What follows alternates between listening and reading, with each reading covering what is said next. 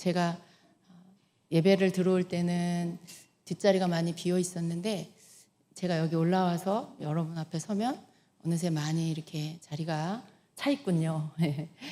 밤에 또 이 저녁 시간에 여기까지 달려오는데 차도 많이 막히고 그렇죠, 여러분. 네. 그렇지만 여러분, 제가 여러분 사모하는 마음을 이렇게 한번 생각해 봅니다. 예배를 사모하고 또 은혜를 사모하고 주님 만나기를 원해서 여러분이 가깝든지 멀든지 이 시간을 여러분이 주님께 드리면서 이렇게 달려 나왔겠구나, 제가 그 생각을 하면서 주님께 여러분 올려드리고 기도를 하게 돼요. 하나님께서 또 여러분을 만나주시고 또 충만한 것으로 채워달라고, 하늘에 가서 채워달라고 이렇게 기도가 저절로 나옵니다. 여러분 충만하시길 축복합니다. 하나님 여러분에게 반드시 좋은 것을 주시고 꼭 여러분에게 필요한 것들로 부어주실 것입니다. 예, 그래서 주님이 주시는 좋은 것들, 그것을 받는 오늘 밤이 되시기를 축복합니다. 여러분 주님 사모하는 마음 여러분 안에 늘 있기를 축복합니다. 여러분은 무엇으로 살고 있습니까? 여러분이 성령이 여러분을 이끄는 그 영의 흐름을 따라 여러분이 발걸음을 걷고 있습니까? 아니면 여러분 생각, 그냥 들락날락한 어떤 생각들이 있죠? 하루에도 수십 번씩 바뀌어지는 어떤 생각들이 여러분에게 있을 거예요.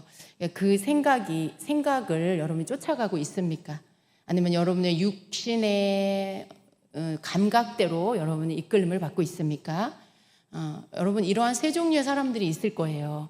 육신적인 어떤 감각을 따라서 육신이 놀고 싶으면 놀고, 육신이 자고 싶다 하면 자고, 육신이 또 뭐 그냥 내가 그냥 누구를 사람 만나고 즐겁게 늘 그냥 그렇게 하는 게 좋아라고 하면 그런 삶을 살 것이고, 어떤 사람은 지식에 많은 것들을 취하기를 원하여서 자기 혼의 충족을 위해서 살 것이고, 또 감정에 매여서 감정의 종이 돼서 사는 사람도 있을 거예요. 혼적으로 사는 사람이죠.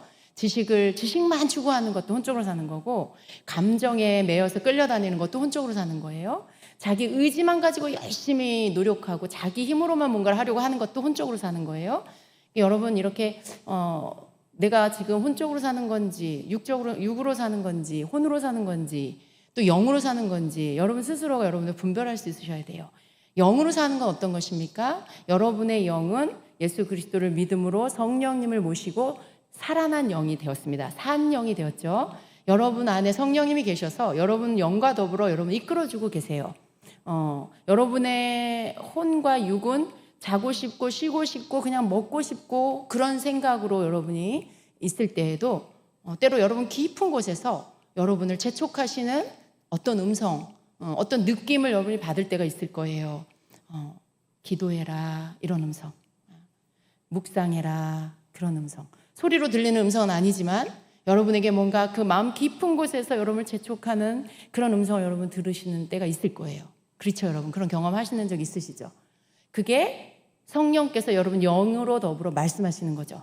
그걸 여러분이 여러분 영에서 나는 소리를 여러분이 감지하는 거예요. 왜냐하면 여러분은 산 영을 가졌기 때문에.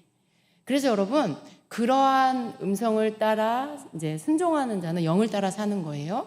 혹은 여러분이 영을 따라 사는 것은 이미 그러한 모든 것들에 여러분이 익숙하게 되어져서 그냥 그 모든 흐름이 이렇게 여러분 안에서 말씀 앞으로 여러분이 나아가고, 그리고 내가 뭘 생각하고 막 생각이 꼬리를 물고 간 게 아닌데 그냥 문득 들은 생각이 어떤 사람이 떠오르기도 하고, 오늘 어디를 가야 되겠다, 오늘 누군가가 떠오르기도 하고, 그 사람에 대해서 내가 전화하고 알게 되기도 하고, 그래서 그 사람과의 만남 안에 뭔가를 해야 된다는 거, 이런 것들을 여러분이 다는 알지 못하지만 뭔가 주님이 여러분에게 생각나게 하고 이끄신다는 것을 이렇게 알게 될 때가 있어요. 여러분 그런 거, 여러분의 어떤 생각을 통해서 출발된 게 아니라 여러분의 생각으로부터 출발된 게 아니라 성령님이 여러분에게 떠오르게 하시고 집어넣어 주신 어떤 생각으로부터 출발돼서 그 흐름을 따라 움직여 나갈 때 거기에서 여러분이 하나님의 어떤 뜻들이 이루어지는 것들을 경험하게 되는 거. 이게 성령이 내 영과 더불어 이끄시는 것들을 따라 사는 자죠.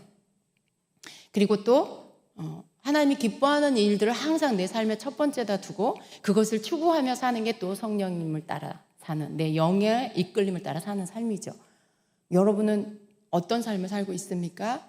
아침에 일어났는데 왠지 모르게 기분이 안 좋아.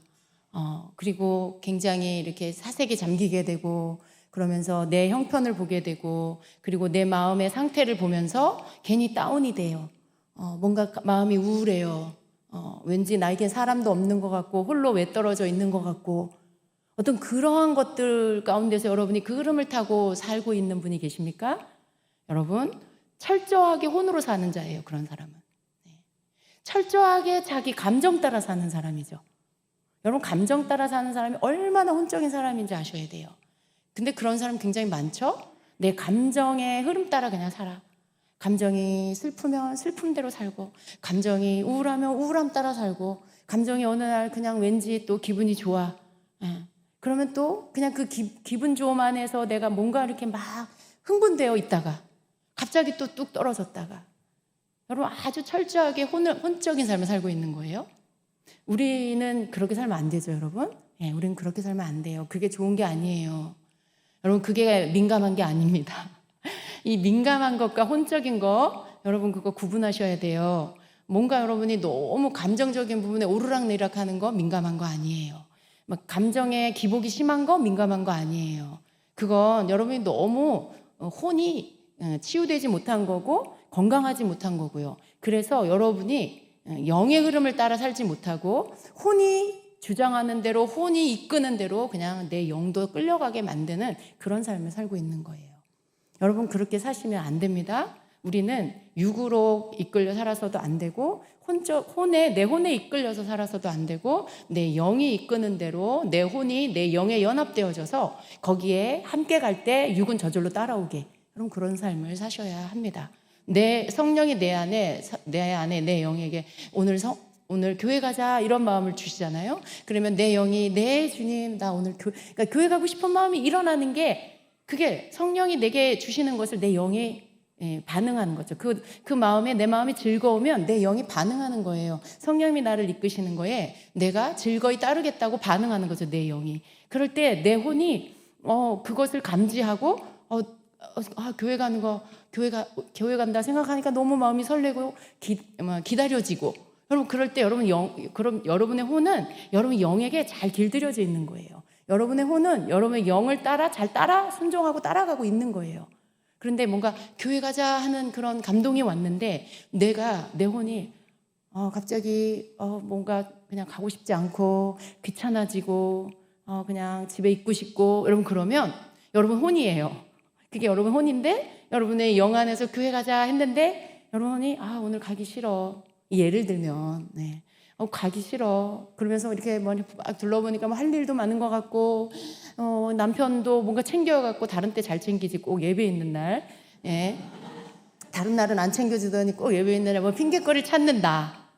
내 혼이 막 핑계거리를 찾아. 남편 밥도 차려줘야 되고, 애들도 이렇게 뭔가 내가 변명거리를 막 찾아요. 왜냐하면 합리화, 뭔가 합리적인 명목이 있어야 되잖아요. 내가 교회를 가지 않겠다라고 하는 이유가 있어야 되잖아요. 그러니까 그 거리를 막 내 혼이 찾아요. 그리고는 그걸 가지고 끌어다 와서, 그리고는 그걸 이유 삼아 내가 교회를 오늘 가지 않으려고 하는 거. 그러나 여러분 그걸 옆에 있는 사람들은 깜짝같이 그거를 이렇게 가리울 수 있어요. 여러분의 진짜 마음을. 그럼 여러분 자신, 여러분의 양심과 또 여러분을 보고 있는 주님은 절대 속일 수가 없는 걸 아셔야 돼요.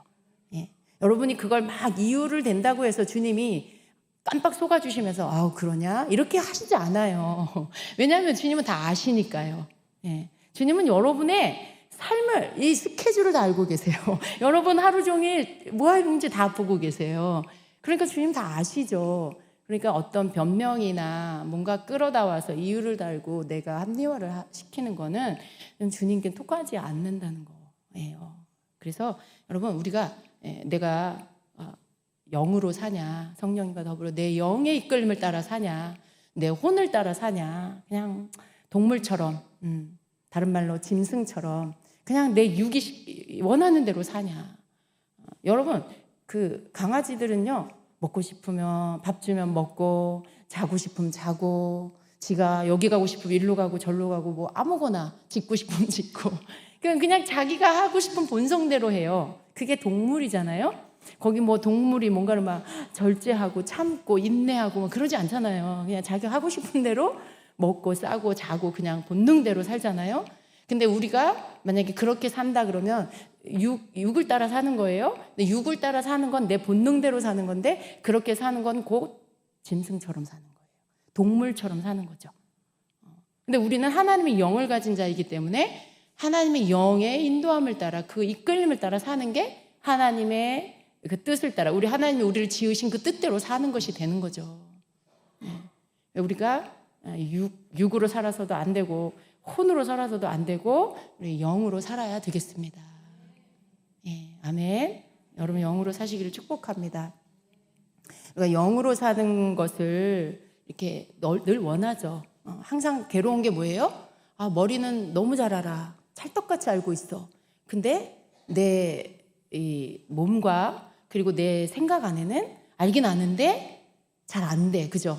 그냥 탁 쳐가지고 그냥 갖다가 이렇게 뭐 이렇게 이 나뭇가지 같으면 내가 탁 꺾어가지고 그냥 그죠? 탁 꺾어가지고 사이즈 맞게 딱 맞추면 되는데 나 자신은 그게 안 되잖아요. 잘. 그죠? 여러분 자신을 딱 꺾어가지고 쳐서 굴복시킬, 이게 잘 되나요? 쳐서 복종시키는 거 여러분 잘 되던가요? 잘 됐으면 좋겠는데 잘 안 될 때가 많죠. 그죠? 알긴 아는데 아는 것 따로 내 생각 따로 몸 따로 이렇게. 그래서 여러분 우리가 이렇게 영적인 것, 영에 순복해서 영의 흐름을 따라 살려고 할 때 그게 제일 이렇게 잘 되도록 나를 길들이는 방법이 뭐냐면, 사실은 여러분 내 영을 막 이렇게 개발시키는 거예요. 내 영이 힘을 얻도록 해주는 거죠. 내 영이 강해지도록 만들어주는 거죠. 근데 그게 제일 빨리 되어지는 게 바로 방언기도인 거죠. 그래서 우리가 방언기도를 이제 많이 하면서 자꾸만 내 혼 안에 있는 잡다한 것들, 막 내 강한 의지들, 이런 것들, 감정에 막 뚝 떨어졌다 올라갔다 내려갔다 하는 이 기복, 이런 것들, 그런 것들을 빨리 회복시키고 털어내게 하는 게 여러분 성령님을 의지하여 하는 이 방언기도, 영의 기도인 것이죠. 그래서 여러분이 이렇게 잘 되다가도 어떤 때 또 놓쳐버리기도 하고 그럴 때가 있을 거예요. 그런데 그럴 때마다 여러분은 이렇게 기도를 통해서 여러분의 영을 회복시키고 그리고 혼을 약하게 하고, 그래서 영이 나를 주도하고 이끌어갈 수 있도록 그렇게 자꾸만 이렇게 만드셔야 합니다. 항상 우리는 건강하게 살다가도 감기도 걸리고 몸살도 나고 어디 다치기도 하고 이렇게 약해질 때가 있잖아요.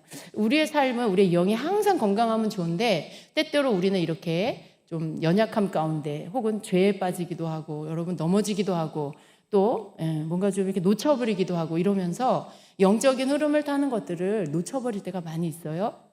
근데 그럴 때마다 여러분이 그러한 상태로 그냥 머물러 있지 마시고요.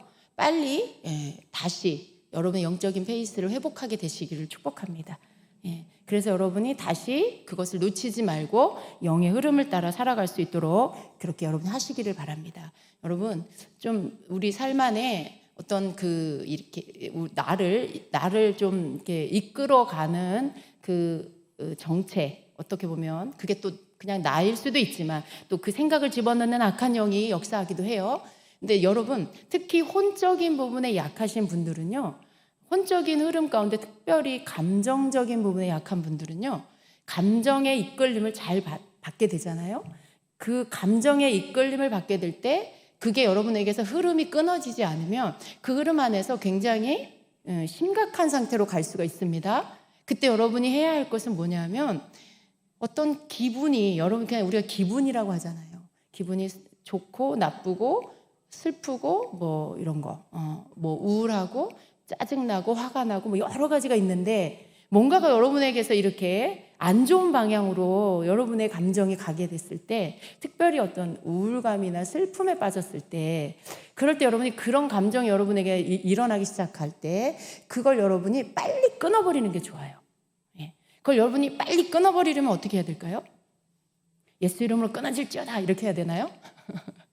그게 여러분 잘 되면 이런 감정에 끌려다니지도 않아요. 그죠? 그게 아주 여러분에게 몸에 배어서 그때마다 축사를 하고 여러분이 영적 기도를 여러분이 막 하고 이러면, 이런 사람이라면 사실 그런 흐름에 막 이리저리 끌려다니지 않을 거예요. 근데 이제 그게 잘 안 되는 그런 사람, 그때 여러분 그런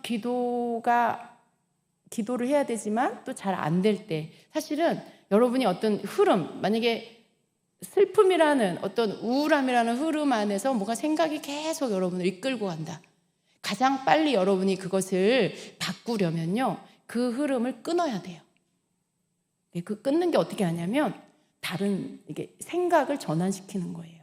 그걸 계속 생각하는 게 아니에요.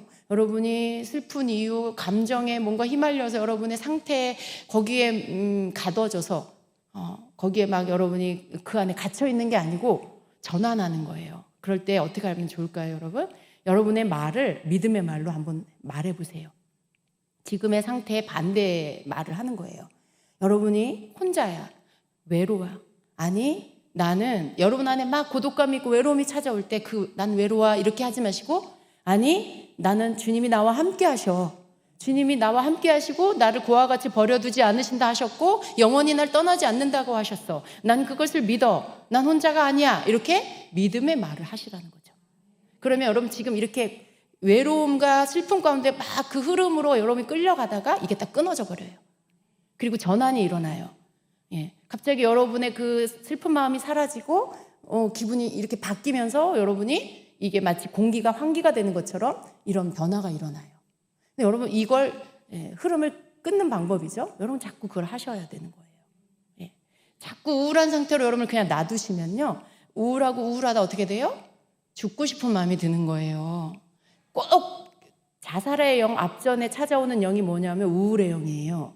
그 우울의 영이 여러분을 머리에서 가슴에서부터 막 이렇게 위에서부터 그냥 발가락 끝에까지 칭칭 여러분 감는 거예요. 그러다가 이제 어떻게 돼요? 죽고 싶다 하는 마음이 들어와요. 그럴 때 그냥 아무 생각이 안 나고 그냥 죽음을 선택하는 이런 아주 어리석은 짓을 하게 되죠. 그럴 때 여러분 그 우울한 상태, 여러분이 죽고 싶은 생각이 든다라고 할 때 이미 우울함에 여러분 잡힌 거예요. 그렇게 되기 전에, 그렇게 그때에도 하셔야 되지만 그런 생각이 들기 전에 성경에서 말씀하고 있는 것과 다른 감정이 여러분에게 자꾸 오면 그 흐름을 끊어버리라는 거죠. 그렇지 않다라고 말하고 선포하고, 그리고 여러분 생각을 바꿔버리세요. 말이 바뀌면요, 여러분 생각이 바뀌어요. 여러분의 말이, 믿음의 말이 여러분에게서 소리로 선포되어지면 여러분의 생각이 바뀌어지게 돼요. 그러한 것들을 통해서 여러분이 여러분의 상태를 바꿔놓으셔야 돼요. 무기력감, 내가 뭔가 그냥 아무것도 못하는 사람 같고, 이제는 내가 뭐가 다 끝난 것 같고, 그런 거. 거기에서 여러분이 굉장히 여러분 스스로가 나약해 보이잖아요. 그 여러분 좋은 생각이 아니잖아요. 그런 생각들 여러분에게 찾아올 때도 동일하게 하시기 바랍니다. 오늘 주님은 주님은 나와 함께 하셔. 주님은 내 손을 잡고 함께 걸으셔. 나는 믿음으로 주님을 기쁘시게 할 거야. 우리가 주님 기쁘시게 하면 됐잖아요. 뭐 그렇게 위대한 일 하셔야 돼요? 뭐 나가서 돈 많이 벌어야 돼요? 주님을 기쁘시게 하면 여러분 지금 여러분이 할 일 잘하고 있는 거예요. 그러니까 너무 좀 이렇게 이 코로나 시대에 여러분 막 뭐 힘들고 어려운 환경에 여러분 자책하거나 여러분 자신을 비하하거나 뭐 그런 거 하지 마시기 바랍니다. 사단은 어떻게 해서든지 사람들을 이렇게 깔아앉게 만들고 위축되게 만들고 막 그래서 쪼그라들게 만들어서 삶을 포기하게 만들려고 해요. 근데 여러분 거기에 절대 속지 마시고, 이렇게 어떤 혼을 공격해서 여러분 생각을 가지고 여러분을 막 끌어내리려고 하는 이러한 악한 영의 아주 교묘한 수법에 넘어가지 마시고, 그럴 때마다 여러분 이것을 빨리 그 흐름을 끊어버리고 전환하시기를 바랍니다.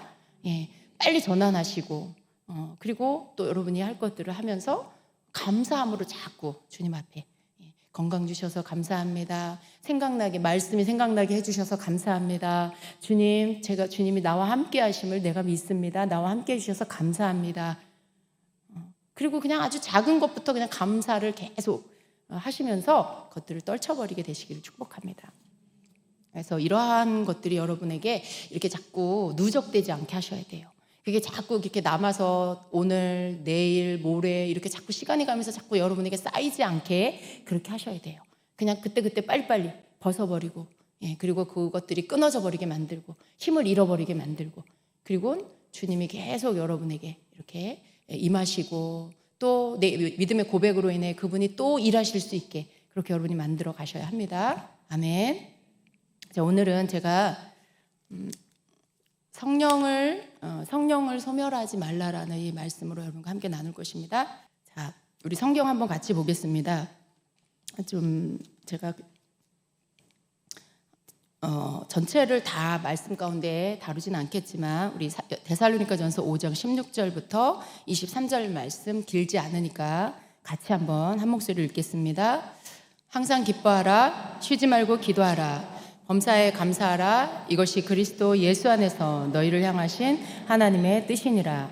성령을 소멸하지 말며 예언을 멸시하지 말고 범사에 헤아려 좋은 것을 취하고 악은 어떤 모양이라도 버리라. 평강의 하나님이 친히 너희를 온전히 거룩하게 하시고 또 너희의 온 영과 혼과 몸이 우리 주 예수 그리스도께서 강림하실 때에 흠없게 보존되기를 원하노라. 아멘. 자, 여기 말씀에 보니까 사실 이 말씀은요, 주님, 다시 오실 우리 주님을 기다리는 성도의 삶인 거죠. 성도들을 향한 하나님의 뜻이 바로 항상 기뻐하는 거고 쉬지 말고 기도하는 거고 범사에 감사하는 거라고 말씀하고 있는 거예요. 그러니까 사실은 지금 마지막 때를 살고 있는 우리에게는 하나님 우리를 향해 원하시는 삶이 바로 이런 삶인 것입니다. 그러시면서 또 뭐라고 말씀해요? 성령을 소멸하지 말며 또 예언을 멸시하지 말고 범사에 좋은 것을 취하라고 말씀하고 있어요. 여러분, 하나님의 뜻이 무엇인지를 말씀하면서 또 바로 이어서 뭐라고 말씀해요? 성령을 소멸치 말아라 라고 말씀해요. 성령을 소멸하는 거, 기뻐하지 않는 거, 기도하지 않는 거, 감사하지 않으면 그러면 아주 빠르게 성령님을 소멸합니다. 반대로 성령님이 늘 함께 하시게 하려면 항상 기뻐하고 쉬지 말고 기도하고 범사에 감사하면 성령님이 여러분과 늘 함께 충만함으로 거하십니다. 그런데 여러분, 우리가 여기 이 성령을 소멸하지 말며라는 이 말씀을 오늘 좀 더 구체적으로 볼 건데요. 사람들이 성령님을 소멸하는 이유가 있어요. 왜 그럴까요? 첫째는 성령님에 대해서 무관심해요. 그리고 성령님에 대해서 무지해요. 그리고 성령님을 잘못 이해하고 있어요. 어떻게 이해해요? 성령님을 그냥 단지 어떤 힘, 에너지, 뭐 그런 능력, 단지 그런 것이라고 생각을 해요. 이렇게 인격적으로 성령님을 알지 못해서 성령님과 어떤 바른 관계를 만들지 못해요. 그리고 또 어떤 사람들은 오직 말씀이면 돼. 말씀. 그러니까 어떤 면에서는 성령님을 거부하고 있어요. 그래서 성령님을 소멸하는 그런 경우들이 있습니다. 우리의 신앙생활은 어떠해야 합니까? 우리의 신앙생활을 하면 할수록 시간이 지날수록 우리는 점점 어떤 변화가 일어나야 되나요? 점점점 예수님을 닮은 모습으로 바뀌어야 돼요. 우리 영육 간에 하나님 주시는 축복의 삶으로 바뀌어져 가야 합니다. 이게 정상적인 신앙생활이에요. 근데 신앙생활을 내가 오래 했는데도 불구하고 아무런 축복도 내 삶에 없고 뭔가 변화도 없고 라고 한다면요, 거기에는 뭔가 그 사람의 삶에는 지금 뭔가 문제가 있는 거라고 볼 수 있어요. 왜냐하면 당연히 변화가 일어나야 돼요. 시간이 조금 걸리더라도 변화가 일어나야 돼요. 아주 작은 변화일지라도 변화가 일어나기 시작해야 하는 거죠. 근데 변화가 없다라면 그 사람이 어딘가 문제가 있는 것입니다. 여러분, 우리 삶에 있어서 신앙생활을 하면서 하나님 주시는 축복이 있죠. 그 축복의 가장 큰 축복은 뭘까요? 그것은 우리의 영혼 구원입니다. 우리의 구원입니다. 그 축복, 그것 우리에게 주셨어요. 그리고 또 하나의 축복은 뭐예요? 예수님을 믿는 우리에게 성령님을 보내주셔서 우리가 이 땅에 사는 동안에 성령님과 더불어 살며 그분의 도우심과 인도하심, 그분이 내 삶을 이끌어 가시는 이러한 복을 우리에게 주셨어요. 여러분, 그 복을 받고 계십니까? 네. 그것이 하나님이 우리에게 주신 가장 큰 축복입니다. 우리가 그러한 하나님이 주신 축복 가운데서 우리가 성령님을 의지하고 또 성령님의 도우심으로 그분의 이끄심을 쫓아서 순종하면서 살 때에 신앙생활에 기쁨과 즐거움이 있는 것입니다. 그런데 여러분, 우리 중에 어떤 사람들은 열심히 신앙생활 해요. 그런데 또 이런 삶을 살아요. 그냥 내 힘으로 열심히 살아요. 그냥 내 의지를 가지고 열심히 살아요. 그 말은 성령님을 의지하지 않고 그냥 내 힘으로 그렇게 열심히 산다는 거예요. 그냥 내 노력으로만 열심히 산다는 거죠. 근데 여러분, 우리가 잘 되는 그것이 단지 내가 내 힘과 의지와 노력으로만 열심히 한다고 되어지는 것이 아닙니다. 어떤 사람은 그렇게 살아요. 그렇지만 거기 안에 진정한 기쁨과 즐거움, 어떤 하나님이 주시는 좋은 축복, 열매는 없을 수가 있어요. 우리가 뭔가 잘 되는 거, 또 우리가 혹은 또 뭐가 잘 안 되는 거, 여러분 이런 것들이 그냥 내 노력과 의지로만 되어지는 일은 아닙니다. 우리의 삶은 언제나 성령님의 도우심을 구하고 성령님의 이끄심을 따르는 그러한 삶 안에서 내가 사냐 그렇지 않느냐에 따라서 내가 잘 되느냐 내가 못 되느냐 이러한 것들이 결정이 됩니다. 근데 여러분, 그게 여러분의 삶에 크게 나타나지 않는다라고 말할 수 있어요. 성령님을 따라 사는 거, 내가 성령 따라 살고 있지 않나? 물론 여러분, 많은 성도들이 대부분 성령님을 의지하고 살아요.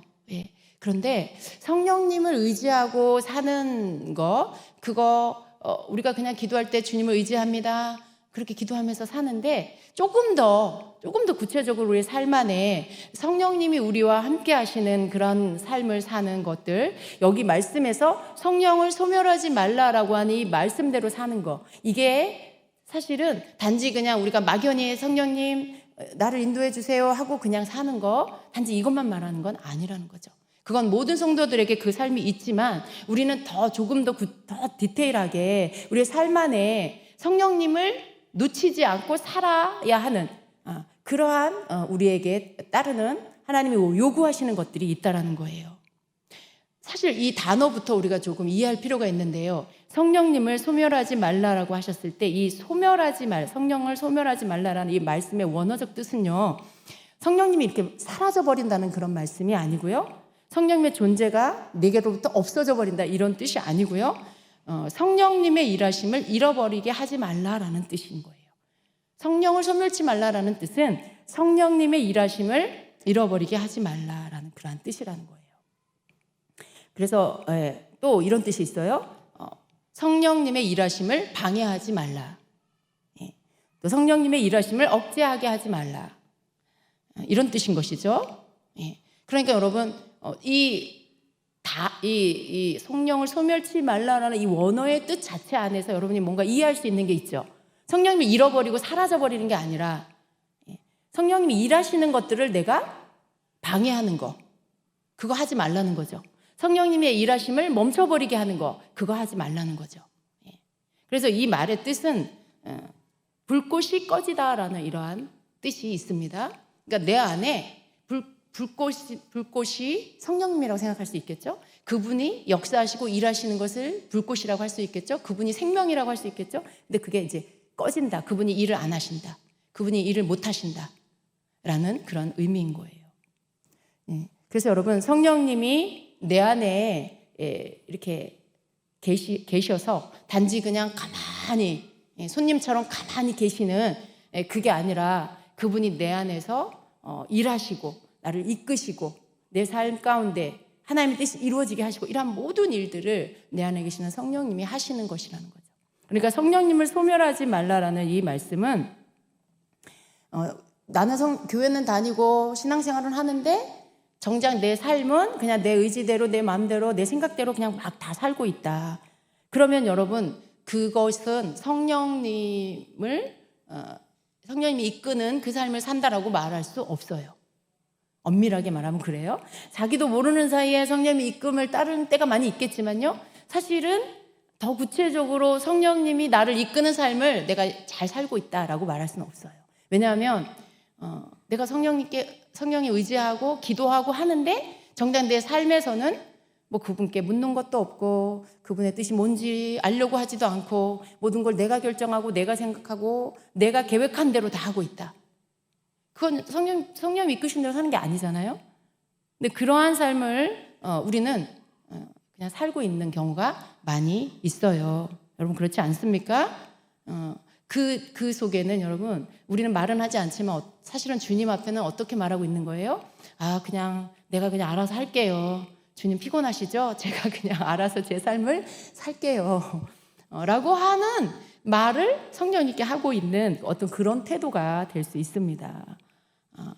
여러분 우리가 성령님을 이렇게 얼마나 의지하고 있는지 한번 봐야 돼요. 내가 얼마나 성령님의 인도함을 받고 그분을 따르려고 하는가, 내 삶에 내가 얼마나 그것을 하고 있는가 우리가 한번 생각해 봐야 합니다. 저와 여러분 모두가 그래요. 근데 사실 우리의 삶에 어떤 잘 되고 못 되는 이런 모든 것들은 사실 여기에 달려 있다라고 봐야 합니다. 구약 시대에는요, 여러분, 우리는 지금 사실 어때요? 예수님 믿고 성령님이 내 안에 오셨어요. 그죠? 여러분 중에 성령 받으신 분들 대부분이실 거예요. 근데 구약 시대는 어땠어요? 성령님이 임하셔서 함께 하시는, 성령님이 그것도 안에도 아니고 위에 임하셔서 함께 이끌어 주시고 함께 하시는 그 사람들은 제한되어 있었어요. 기름 부음을 받는다라고 표현을 하죠. 구약에는. 거기에 왕과 제사장과 선지자, 이 세 부류의 사람들만 성령님이 그들과 함께 하시고 역사해 주셨어요. 이끌어 주셨어요. 그렇게 생각하면 여러분, 그것도 항상 우리처럼 우리 안에 계시는 게 아니라 어떤 하나님이 역사하시는 때에 그렇게 해주시는 거였죠. 우리는 어때요? 신약 시대를 살고 있는 우리는 어때요? 성령님이 오늘날 주의 종들에게만 그렇게 임하시고 함께 하시고 인도해 주시는 게 아니에요. 예수님을 믿는 모든 거듭난 성도들 안에 성령님이 와 계셔요. 그런데 우리는 어때요? 그걸 막 소중하게 너무 막 귀하게 여기고 거기에 온전히 내가 그 성령님의 인도함을 받아 살려고 하고 그러지 않는 그런 모습을 우리가 볼 수 있죠. 근데 구약의 다윗을 보면은요, 다윗이 왕의 기름 부음을 받았잖아요. 그리고 성령님이 함께하는 삶을 경험했어요. 그런데 성령님이 함께하는 삶을 살다가 그가 범죄했죠. 범죄하고 난 후에 하나님 앞에 자기의 죄를 나단 선지자를 통해서 깨닫고 나서 하나님 앞에 회개하며 기도하면서 하나님 앞에 간구하는 기도가 있습니다. 거기에 보면 뭐라고 말해요? 성령을 내게서 거두지 말아 주십시오라고 기도해요. 시편 51편 11절입니다. 나를 주 앞에서 쫓아내지 마시며 주의 성령을 내게서 거두지 마소서라고 다윗은 하나님 앞에 간절히 기도합니다. 근데 여러분 사실 이 다윗이 범죄하고 나서 어떻게 보면 왕의 자리에서 하나님이 내치실 수도 있잖아요. 그런데 하나님 나를 왕의 자리에서 내치지 말아 주십시오. 왕의 자리를 구하지 않았어요. 다윗은 하나님 앞에 범죄하고 회개하고 간구하고 기도하면서 뭘 구했어요? 성령님이 떠나시지 않기를 구했어요. 여러분 같으면 어떻게 하셨을까요? 왕 되고 싶은 분 계세요? 내 목표는 높은 곳으로 올라가는 거다.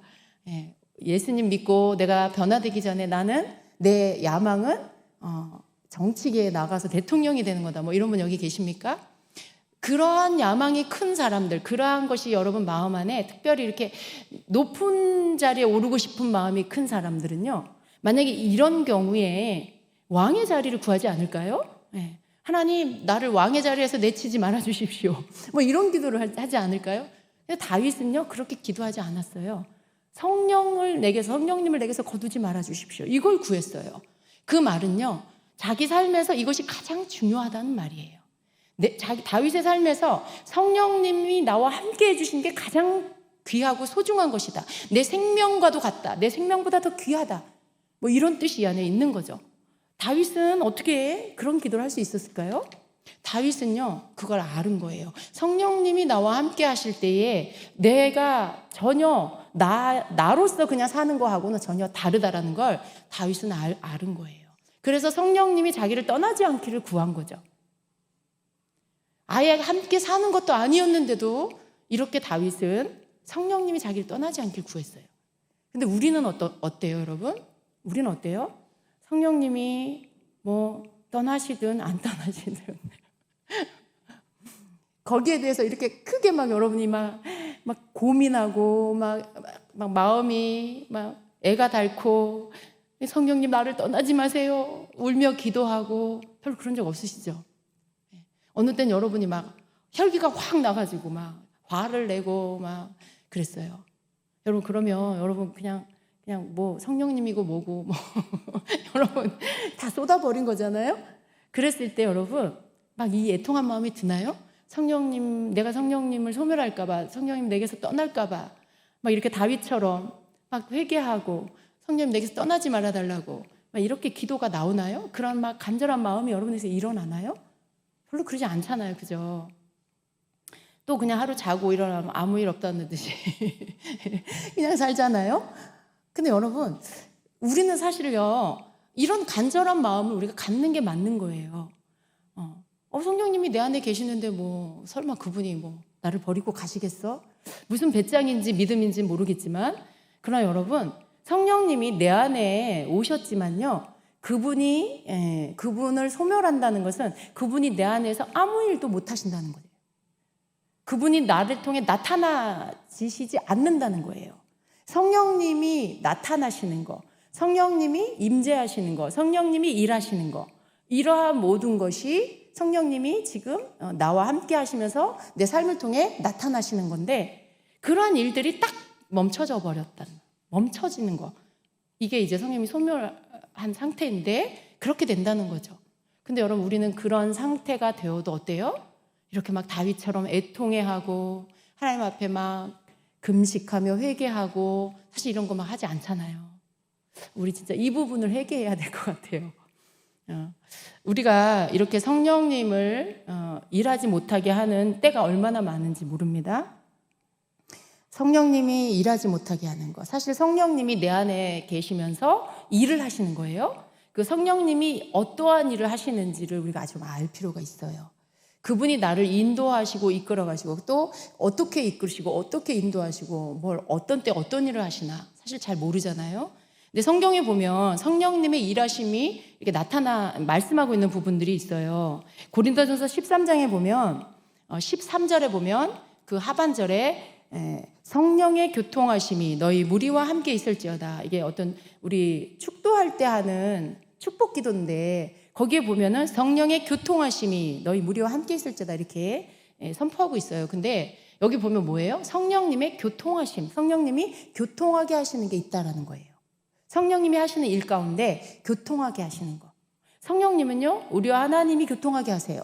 성령님은 나와 예수님 함께 교통할 수 있게 해주시고 또 성령님은 성도와 성도 간에 서로 교통하게 만들어주세요.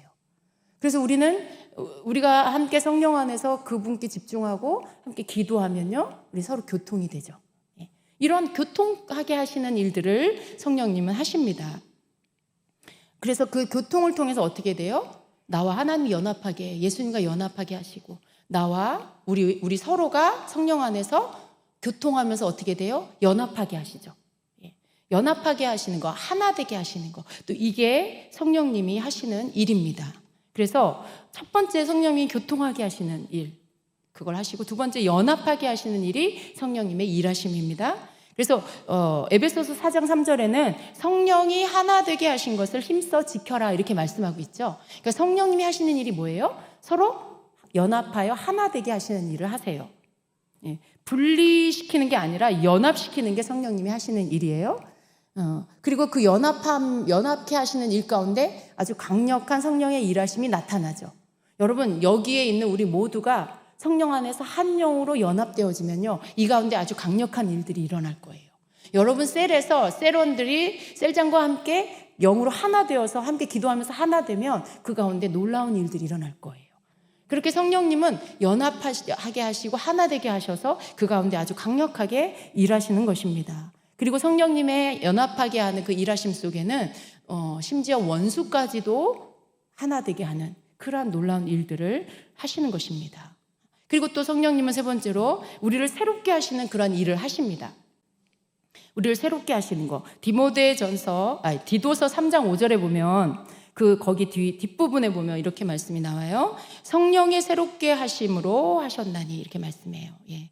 오직 그의 긍휼하심을 따라 중생의 씻음과 성령의 새롭게 하심으로 하셨나니 성령님은 우리를 새롭게 하시는 일을 하세요. 예. 새롭게 우리를 깨끗하게 하고 깨끗하게 하시고 우리를 정결하게 하시는 그런 일들을 하십니다. 그래서 성령님이 일을 하시면 사람들이 새롭게 변화가 돼요. 여러분 이런 거 많이 경험하셨죠? 어떤 여러분이 침체에 빠졌다가도 여러분이 기도하면서 성령님이 여러분을 새롭게 하시면 그 가운데서 회복되고 여러분이 깨끗하고 정결해지는 거, 이런 것들을 여러분이 경험하십니다. 어떤 경우에는 묶인 것에서 자유케 됩니다. 이렇게 새롭게 하시는 거, 이것이 성령님이 하시는 일이에요.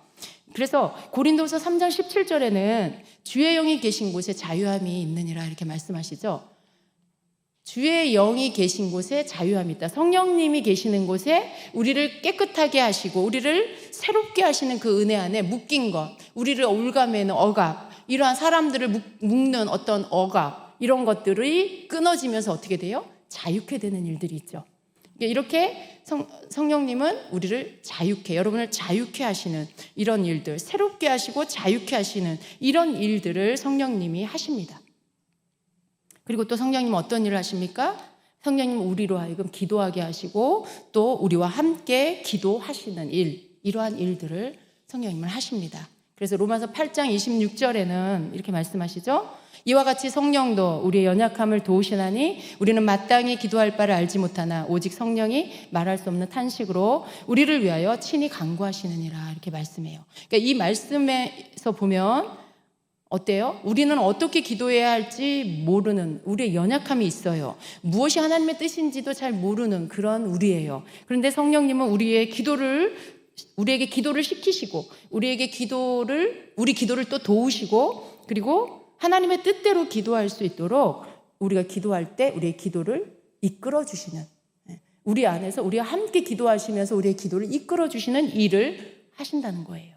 여러분 우리가 여기에서 오해하지 말아야 될 게 뭐냐면 나는 기도를 안 하는데 성령님만 혼자 친히 나를 위해 간구하신다, 그런 뜻이 아니에요.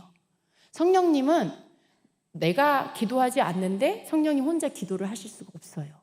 성령님은 내 안에서 나로 기도하게 하시고 기도하라고 하셔서 기도하게 하시고 그리고 내가 순종하여 기도할 때 내 기도를 하나님의 뜻대로 하도록 이끌어 주시는 분이에요. 나를 통해서 하나님의 뜻대로 기도하도록 내 안에서 함께 기도하시는 거예요. 이 말씀의 뜻은 바로 그런 뜻이죠. 그래서 우리가 이 말씀을 이루려면 어떻게 해야 돼요?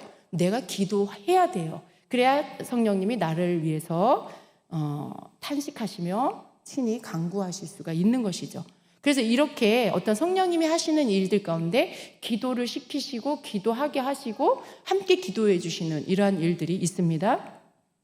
근데 이런 거죠. 만약에 성령님이 우리에게 기도하라고 하시는데 내가 기도하기가 싫어, 귀찮아, 내일부터 할래.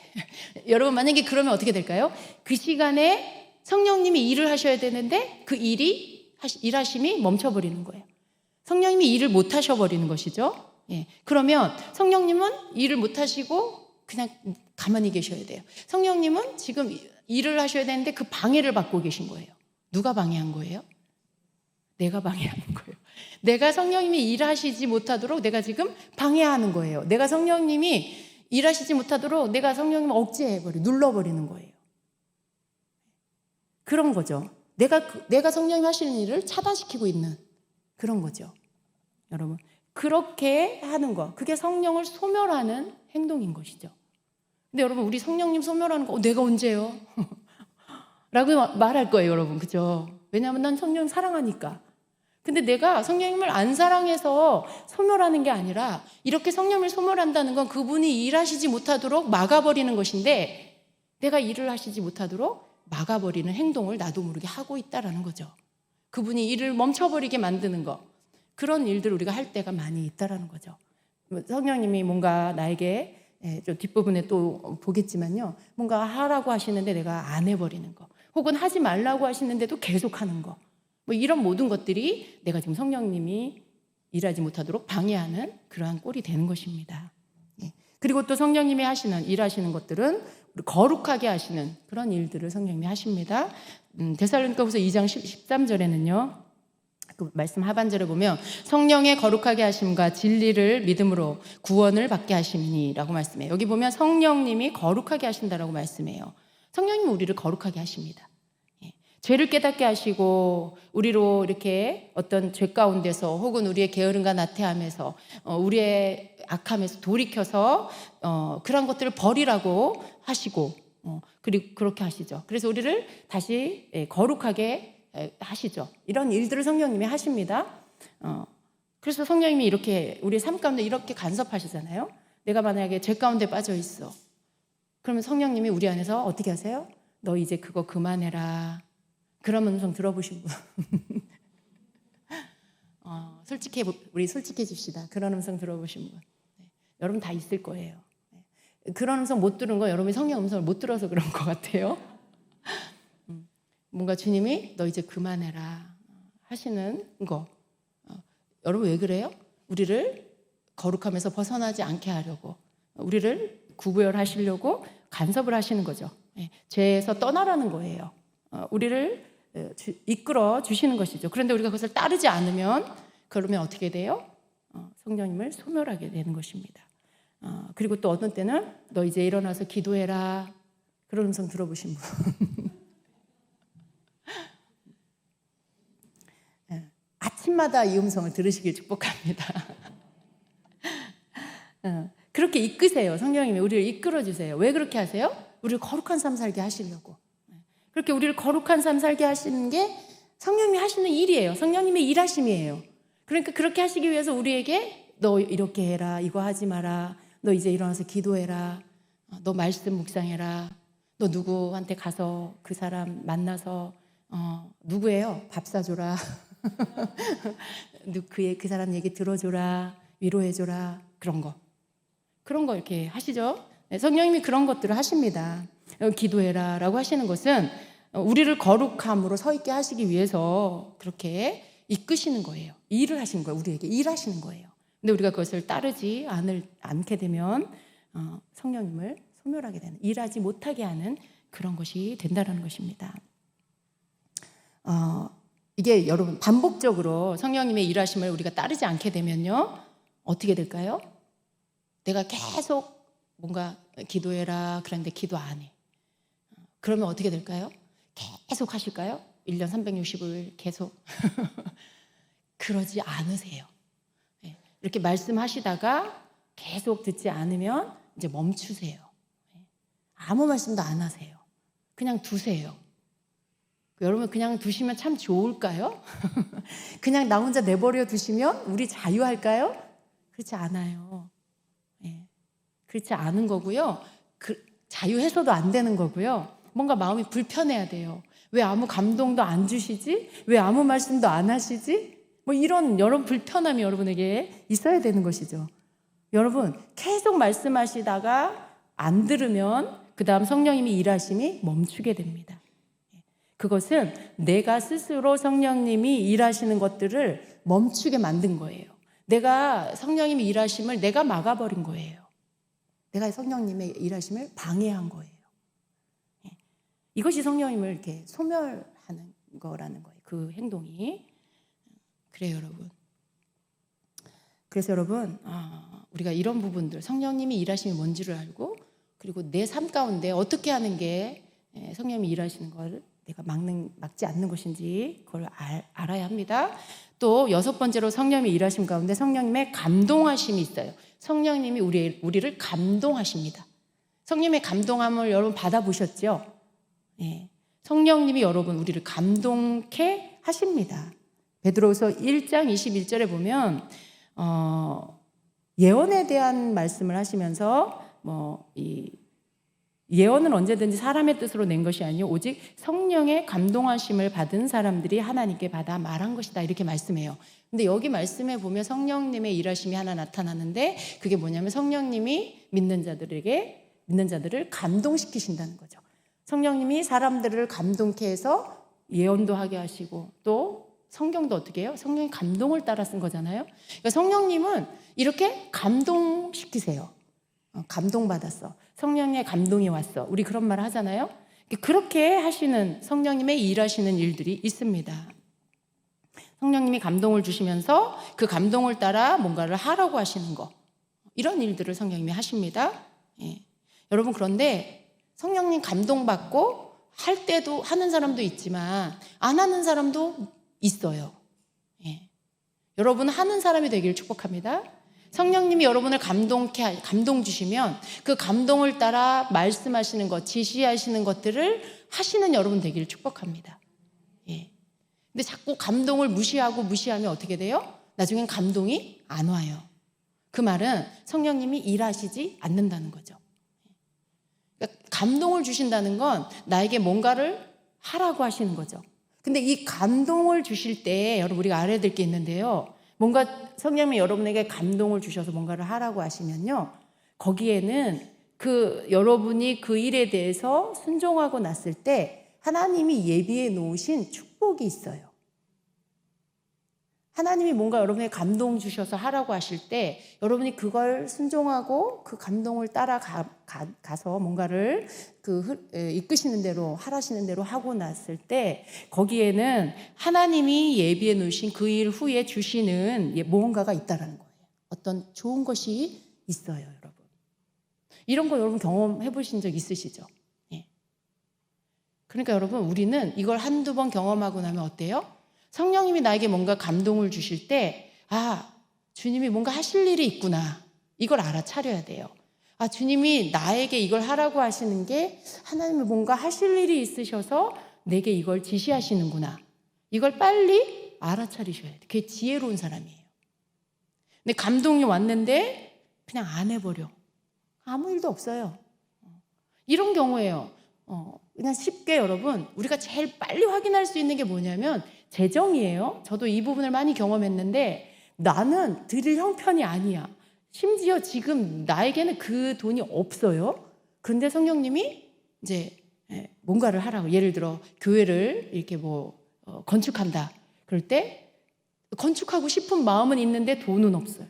건축하고 싶은 마음에 감동은 주셨는데 드릴 돈은 없어. 그래서 어떻게 기도해요? 하나님, 저도 헌금할 수 있게 해주세요. 기도해요. 그런데 주님은 돈은 안 주시고 되려 돈은 없는데 얼마를 헌금해라, 이렇게 하셨어요.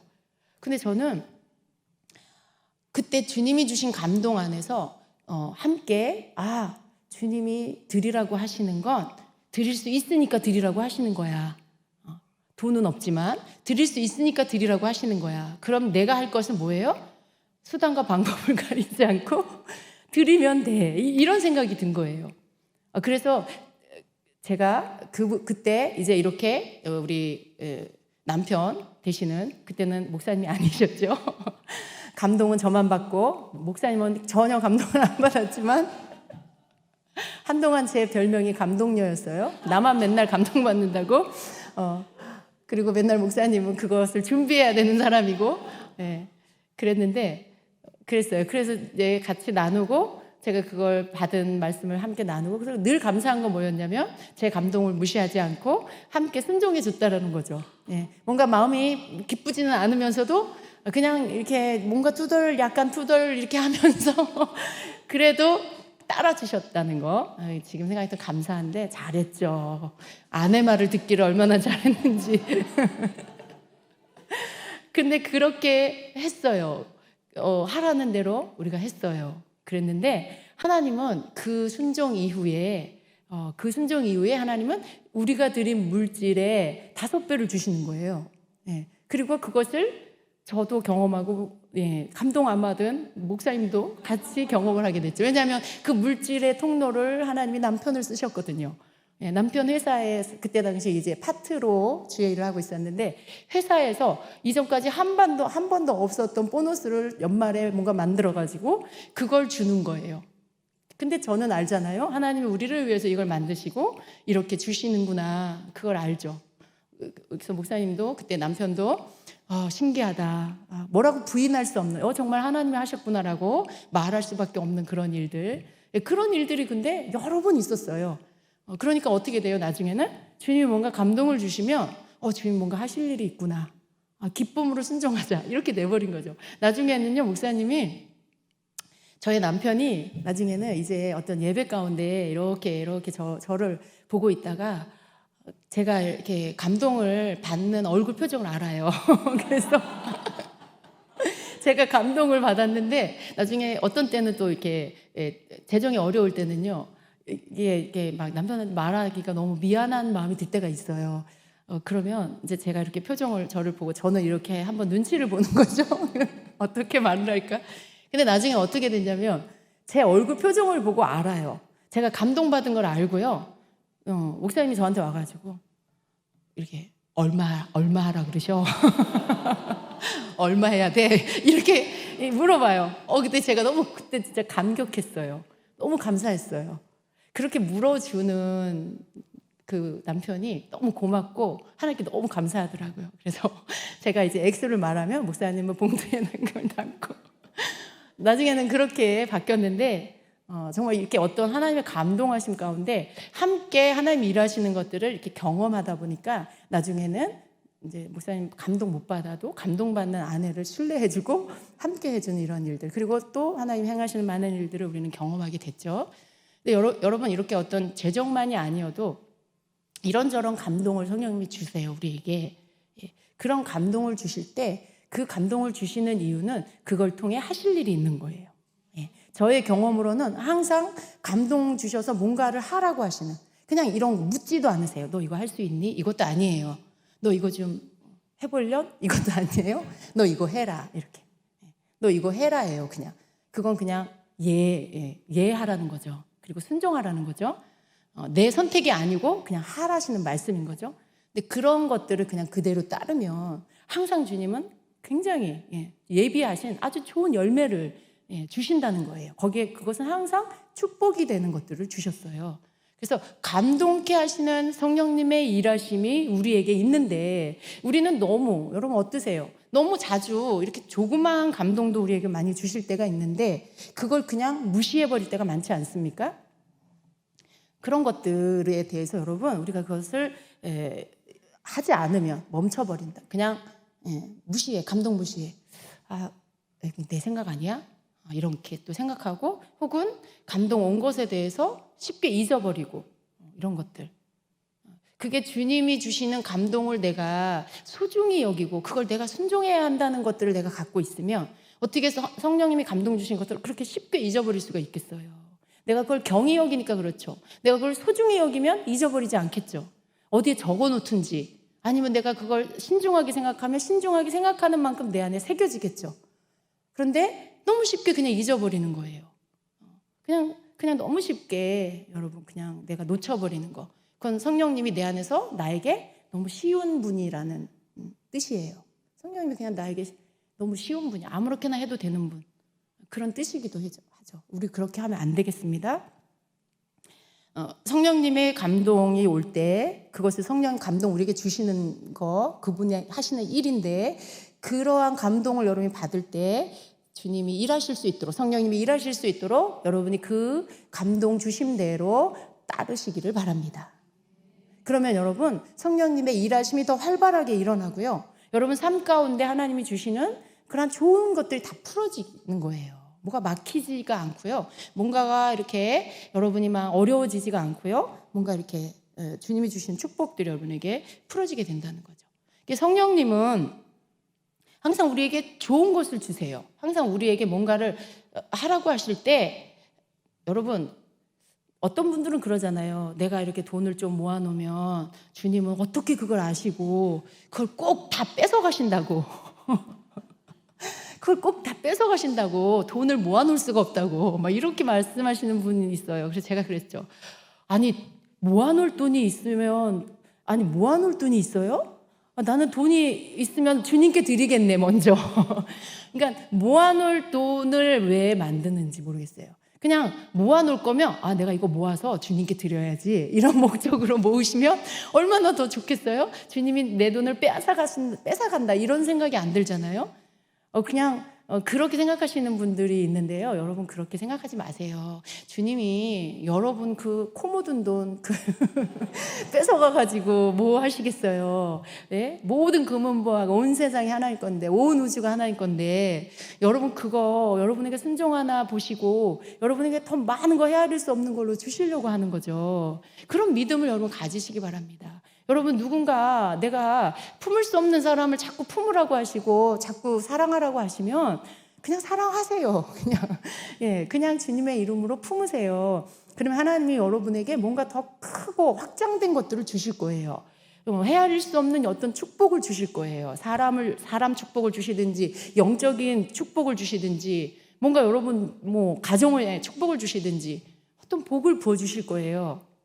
나는 하나님이 이거 하라 그랬는데 이거 순종했더니 여기에서 어떤 축복이 열리고, 이런 일들을 하신다는 거예요. 성령님이 우리를 감동케 하시는 거 여러분 무시하지 마시고, 작은 감동이라도 놓치지 마시고 그것을 따르시기를 축복합니다. 그럴 때 성령님은 활발하게 내 안에서 계속 일을 하시는 것이죠. 절대로 내가 성령님을 소멸하지 않게 되는 것이죠. 여러분, 그런 일들을 하게 되시기를 바랍니다. 또 성령님의 감동을 받을 때 여러분, 우리가 좀 조심해야 될 게, 이게 내 감정인지 아니면 성령의 감동인지 헷갈릴 때가 있잖아요. 어떤 분은 너무 동정심이 많아가지고 모든 불쌍한 사람들을 볼 때마다 감동이 와. 모든 불쌍한 사람을 보면 그냥 어떻게 해야 될 것 같은 이런 마음이 와요. 그러니까 그게 삶에 너무 많다 보면 이게 도대체 성령님의 감동인지 아니면 내 삶의 패턴인지 잘 모르겠는 그런 때가 있잖아요. 근데 여러분, 이게 그 좋은 마음이에요. 왜냐하면 국률이 많다 보니까 불쌍한 사람을 보면 이렇게 그냥 지나치지를 못하는 선한 마음을 가진 거예요. 누군가를, 불쌍한 사람, 어려운 사람 보면 어떻게라도 도와주고 싶은 그런 마음인 거죠. 근데 여러분, 불쌍한 사람 도와줘서 나쁠 건 하나도 없어요. 그런데 그게 이제 내게서 부담이 되고 더 이상 내가 좀 힘에 붙인다, 너무 그렇게 하는 게 내가 너무 힘들다라고 할 때는요, 여러분 형편이 되면 마음껏 그렇게 하세요. 그러한 것들이 성경에서는 성령님의 감동을 받을 때만 그렇게 해라 그러지 않으셨어요. 가난한 자, 어려운 자를 돕는 것은요, 하나님께 꾸이는 거, 하나님께 꺼드리는 거라고, 그죠? 그 사람들이 갚을 게 없기 때문에 오히려 그들이 나를 축복하고 하나님이 그걸 들어주신다. 그들의 기도를 들으셔서 나를 축복하신다. 그러니까 가난한 사람, 어려운 사람 돕는 것은 하나님께 내가 뭔가 받을 게 있게 되는 이런 일들이라고 말씀하잖아요. 그러니까 그건 내가 형편이 되고 즐거움으로 한다라면 굳이 내가 이거 감정 아니야? 이거 감동인가 감정인가? 이거 헷갈려 할 필요는 없어요. 형편이 되시면 많이 하세요. 그거 다 여러분 또 좋은 곳에 심는 거기 때문에. 그런데 내가 너무 이게 벅차고 힘들고 이게 성령님 감동에 따라 순종하라 해서 하긴 하는데 이게 너무 힘들다. 그리고 나는 왜 이 감동이 이렇게 많이 오는 거야? 만약에 그래서 여러분이 막 생활비도 없이 막 그걸 다 해야 된다라고 하면 그건 여러분 마음에 부담감을 갖고 하게 된다라면 여러분 이제 조금 조절할 필요가 있는 거죠. 기쁨이 없어져 버렸다, 그렇게 하는 게. 그러면 여러분 조절이 필요한 거예요. 그럴 때는 여러분 성령님의 감동과 또 내 마음의 어떤 국률로 일어나는 불쌍히 여기는 마음, 이걸 조금 구분하셔서 여러분이 좀 그 부분에 대해서 주님께 이렇게 물으세요. 그리고 그런 부분에서 여러분이 그냥 느껴지는 대로, 그냥 마음에 오는 대로 무조건 하지 마시고 재차 물으시고, 성령님 이 사람을 도와야 합니까? 이 사람에게 주님 제가 할 일이 있습니까? 이렇게 확인 작업을 조금 하세요. 첫 번째 오는 느낌만 그게 다 감동이라고 생각하지 마시고 좀 다시 한번 물으시고, 그렇게 하시면서 여러분의 감정과 그리고 성령님의 감동을 조금 구분하셔서, 정말로요, 그렇게 여러분 물으시면요, 성령님이요, 때로는 그러세요. 지금은 네가 하지 않아도 된다, 이렇게도 말씀하실 때도 있고요. 너는 가만히 있어라, 이렇게 말씀하실 때도 있어요. 무조건 다 너가 해라 이렇게 하시지 않아요. 그러니까 여러분이 그럴 때는 이렇게 주님께 다시 물으면서, 여쭈면서 이것이 성령님의 감동인지 아닌지 다시 한번 물으시면서 구분해서 하시면 됩니다. 성령님은 거기에 대해서 여러분에게 안 묻는 이유가 뭐예요? 그냥 다 하라 하실까 봐? 그건 아니죠. 하기를 기뻐하는 자니까 그건 아닐 거예요. 그런데 여러분 힘겨울 때는 다시 한번 물으셔서 성령님이 이렇게 구분해 주시는 대로 하시면 되겠습니다. 그래서 여러분, 성령님은 이렇게 우리 안에서 일을 하시는 거예요. 우리가 이런 일들을 성령님이 하시는 일들에 그대로 함께 이끌림을 받고 따라가는 자가 되어야 합니다. 그렇게 하는 것이 성령을 소멸하지 않는 거라는 거, 이 말씀의 원어의 뜻이 그렇다라는 걸 여러분 이해하셔야 돼요. 단지 그냥 성령님을 잃어버린다, 막연하게 그렇게 생각하지 마시기 바랍니다. 자꾸만 여러분 감동을 무시하고 자꾸만 어떤 주님이 나를 거룩하게 살게 하기 위해서 나를 자꾸 이끄시는데 내가 그걸 무시하고 안 따르고 그러면 어떻게 돼요? 점점 나는 성령님의 인도하심도 못 받고 말씀하심도 못 듣고 감동 못 받고 하면 나는 그냥 메말라 가고요. 점점 은혜가 없어지고 내 속에 어떤 주님이 주시는 그러한 감격이 없어지고 그러면서 자꾸 건조한 사람이 돼요. 뭔가 아무런 감동도 안 오고 뭔가 감격스러운 것도 없고 점점 그런 사람이 돼버리는 거죠. 그럼 성령님이 왜 그런 상태가 돼요? 성령님이 내 안에서 일을 하시지 않기 때문에 그런 거죠. 여러분이 찬양 하나만 불러도 마음이 막 뜨거워지는 건요, 성령님이 여러분 안에서 일하고 계셔서 그런 거예요. 여러분이 주님 이름만 불러도 여러분이 막 이렇게 뭐 감격이 되는 이유, 성령님이 여러분 안에서 일하고 계셔서 그런 거예요. 성령님이 우리 안에서 일 안 하시면 아무 감동이 없어요. 성경을 읽어도요, 무슨 뜻인지 깨달아지지도 않고 예배를 드려도 하나도 감동도 없고 아무런 기쁨도 없고 그런 상태가 돼버려요. 그래서 여러분 그럴 때 뭐라고 말해요?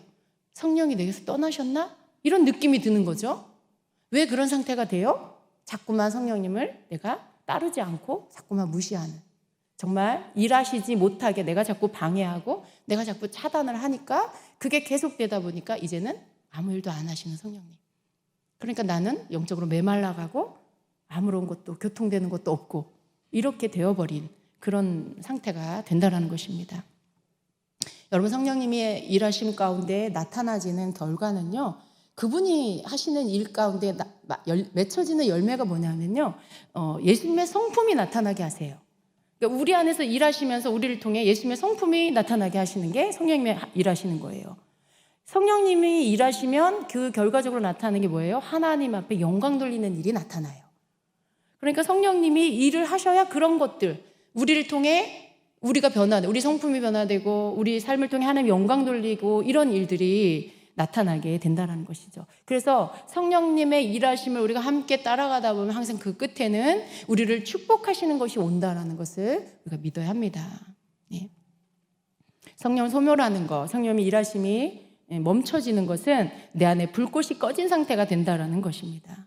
그리고 성경은 뭐라고 말씀해요? 성령님을 근심하게 하지 말라고 이렇게 말씀하고 있죠. 성령님을 근심하게 하는 게 뭘까요? 오늘 말씀에 비추어서 함께 보면 이것은 뭐예요? 성령님의 일하심을 따르지 않는 것, 이게 성령님을 근심케 하는 거죠. 성령님을 슬프게 하는 거죠.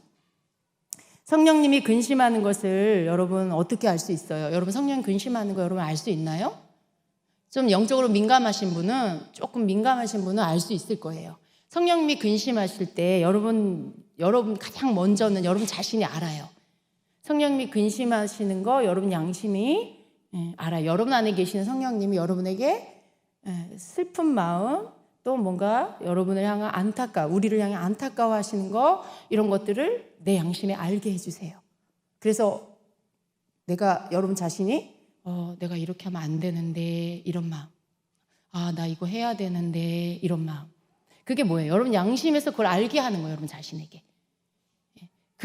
그건 뭐예요? 성령님이 그렇게 안 하고 있는 나로 인해 지금 근심하고 있다라는 뜻이죠. 그러니까 성령님이 근심하는 건 우리가 전혀 모르는 게 아니고 우리가 영으로 내 양심이 안다라는 거예요. 그리고 또 하나의 어떤 나타나는 현상이 있는데요. 이것도 여러분 영이 조금만 민감하면 알 수 있어요. 나는 지금 그냥 일상에 일을 하고 있어요. 그냥 하하호 웃고 있어요. 그런데 내 안에서 뭔가 누가 울고 있는 것 같아. 내 안에서. 여러분, 내 안에서 누가 울고 있는 것 같아. 그런 거 느낀 적 있으세요? 그리고 있으실 거예요, 여러분. 내가 겉으로는 웃고 있는데 내 속에서 내 감정은 아닌데 누가 울고 있는 것 같아. 그게 여러분, 내 혼적인 감정은 그냥 지금 환경에, 지금 대화에 막 웃고 있지만요, 내 속에 성령님은 슬퍼하고 계시는 거. 그게 우리가 느낄 수가 있어요. 이상하게 나는 지금 웃는데 내 속에 뭔지 이유를 알 수 없는데 뭐가 슬퍼. 뭔가 슬픔이 느껴져. 그런 거. 여러분, 성령님이 내 안에서 근심하시는 거죠. 그것을 통해서 우리는 성령님이 근심하는 걸 알 수 있어요. 난 모르겠다 그런 거. 뭐 모르실 수도 있어요. 근데 우리가 조금만 성령님을 따르는 삶을 살아보면 이런 상태, 내가 성령님을 따르지 않을 때 오는 성령님이 나로 인해 근심하는 상태가 뭔지를 여러분은 감지할 수가 있습니다. 그래서 여러분, 그럴 때 성령님을 근심케 하고 있다라는 것을 내가 알고 얼른 내가 주님이 원하시는, 성령님이 원하시는 것들을 해야 되겠죠. 그죠? 성령님이 나에게 계속 재촉하시고 말씀하시고 감동 주시고 하라 하시는 것들을 안 한 것들을 얼른 회개하고 빨리 순종해 나가야 되겠죠. 그렇게 해서 회복해 나가야 하는 것입니다. 여러분, 우리는 하나님을 기쁘시게, 우리 주님을 기쁘시게 하고 싶다라고 늘 말해요.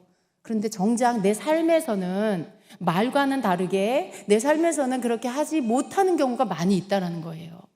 내가 하나님 앞에 하나님 저 축복해 주세요 뭐 이렇게 기도는 하지만 정작 축복 받을 수 있도록 하는 삶이 안 따라주는 경우가 많이 있어요. 성령님을 따라야 축복이 오죠. 성령님의 이끄심을 내가 따라가야 나에게 축복으로 열매가 오죠. 그런데 그거는 안 하는데 축복해 달라고 하면 축복이 안 와요. 그러니까 축복이 나에게 오는 것은 성령님을 통해서 온다는 걸 알아야 돼요. 그분이 내 안에서 일하시는 걸 통해서 나에게 축복이 온다는 걸 알아야 돼요. 영적인 축복이든지 또 환경적인 축복이든지 뭐 이 땅의 축복이든지 뭐 사람 축복이든지 다 마찬가지죠. 그래서 우리는 성령님을 따르는 거, 이게 성령님의 일하심이고 내가 그렇게 하는 게 성령을 소멸치 않는 거라는 걸 우리가 알고, 그리고 내가 그분의 일하심을 막아서지 않는 그런 자가 되어야겠습니다.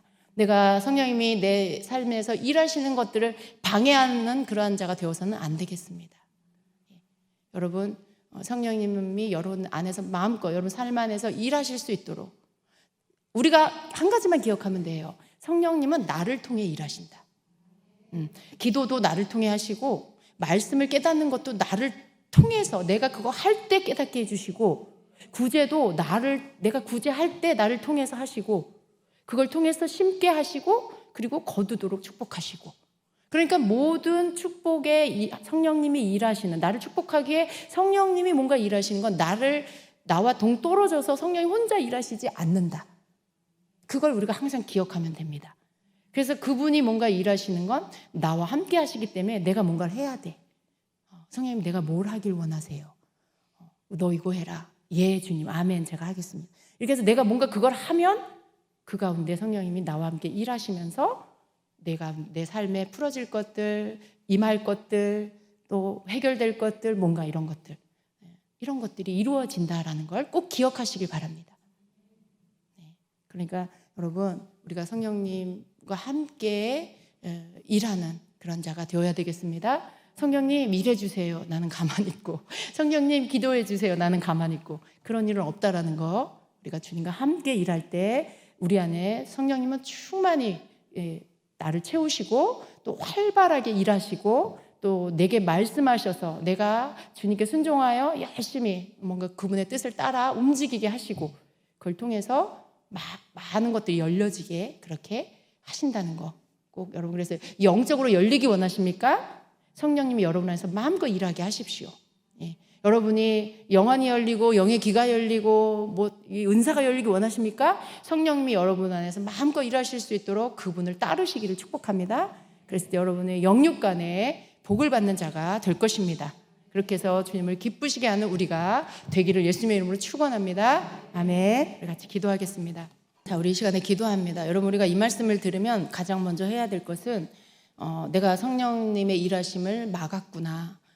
내가 그렇게 하는 것이 성령님을 무시하는 거였고 내가 성령님이 일하지 못하도록 방해하는 거였구나라는 것을 깨닫고, 그리고 뭐예요? 내가 그렇게 했던 것들을 먼저 회개하면서 용서를 구하고 정말 죄송하다고 말씀드려야 되는 거죠. 그죠? 그것을 우리가 먼저 해야 합니다. 성령님 잘못했습니다.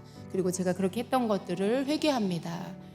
내가 성령님 일하시는 것들, 내가 방해했던 것들, 그게 방해인 줄 몰랐지만 정말 성령님을 내가 일하지 못하게 했군요.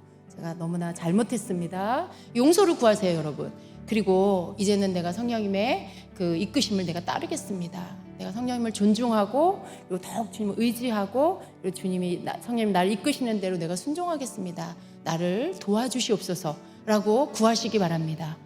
그리고 나를 더 주님이 나를 이끄시는 것을 잘 알아듣고 잘 그것을 캐치하고 따라갈 수 있게 해달라고 또 그렇게 기도하시기를 바랍니다. 함께 우리가 통성으로 기도하겠습니다.